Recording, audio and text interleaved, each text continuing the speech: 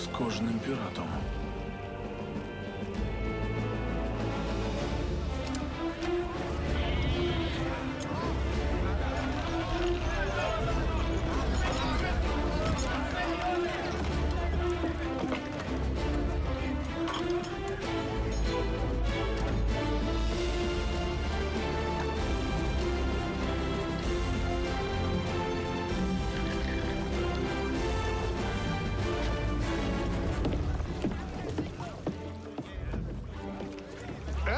Що?